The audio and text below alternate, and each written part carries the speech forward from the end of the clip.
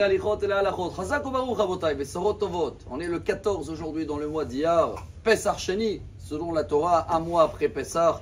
On a compris hier, au nom de Rabbi de Lubavitch, que c'est jamais trop tard, il y a toujours une deuxième chance. On ne peut pas dire j'ai raté. Toujours, quand tu as une bonne volonté, tu peux avoir que des miracles. C'est pour cette raison qu'ils ont greffé la Iloula de Rabbi Meir Baal HaNes avec le 14 Iyar. Quand je dis ils ont greffé, l'origine remonte à Rabbi Raphaël Maman. On l'a appelé à Malach Raphaël de Maroc. Et la coutume d'aller pèleriner dans la tombe de Rabbi Meir, elle a commencé à peine il y a 150 ans. Parce qu'on n'a pas de source.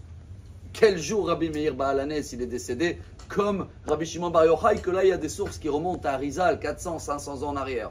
Mais c'est incroyable, les gens de Tibériade, comme ils ont vu que tout le monde y va à Méron, et personne passe par Tibériade, alors ils ont trouvé que la date d'aujourd'hui, Pessar Sheni, elle a deux avantages. Un, elle tombe jamais Shabbat. Deux, il n'y a jamais déjà Tahanoun. Donc c'est une journée de joie. Et c'est toujours 3 jours avant la Iloula de Rabbi Shimon. Et comme ils savaient qu'à l'époque, les gens, ils viennent 2-3 jours avant à la Iloula, ils ont dit au moins qu'ils vont passer par chez nous à Tibériade, parce qu'on a Rabbi Meir Baal HaNes, et après ils vont aller vers Méron. Et c'est pour cette raison qu'on fête la Iloula de Rabbi Meir Baal HaNes, mais c'est très lié aussi à l'esprit de Pessar Sheni.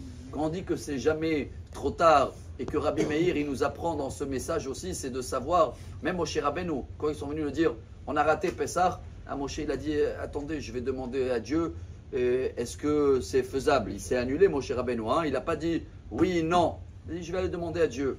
Une des histoires pour comprendre la grandeur de Rabbi Meir, vous la connaissez tous, j'espère, elle est dans le Talmud de Jérusalem, Yerushalmi. Là-bas on raconte qu'une fois, vendredi, il y avait une femme, elle était dans le cours de Rabbi Meir, elle a tardé un petit peu. Elle est arrivée à la maison en retard, son mari, il n'a pas accepté, ou il n'a pas cru qu'elle était dans le cours de Rabbi Meir. Il a dit, tu rentres à la maison à une seule condition, que tu vas cracher dans les yeux de Rabbi Meir Baal HaNes. Exprès, je raconte cette histoire, regardez, pour avoir des miracles, quel niveau il faut avoir. Au moins, on apprend un petit peu parce qu'on se croit pour des gens. Alors, la femme, elle ne sait pas quoi faire, elle sort de la maison. Rabbi Meir, tout de suite, quand il a vu la femme, Ruach HaKodesh, il a compris, il a dit j'ai mal aux yeux, j'ai besoin d'urgence, quelqu'un qui sait faire ou un lachage, c'était à l'époque on faisait une phrase, et s'il n'y a personne, au moins qu'il y a quelqu'un qui vient me cracher. Les copines, ils ont dit à la femme, vas-y, c'est l'occasion. Rabbi Meir l'a appelé, il a dit à la femme, crache 7 fois. Elle a craché 7 fois dans l'œil, après bien sûr il a dit à sa femme, la paracha, comment elle s'appelle cette semaine, est mort, va dire, est mort à ton mari, va le dire qu'il a demandé que tu as craché une fois, tu vas cracher 7 fois. L'histoire, elle ne se termine pas là. Bon, Shalom Baïd, sans retourner, tout va bien pour eux. Mais les élèves, ils ont dit, Rabbi, c'est ça le respect de la Torah.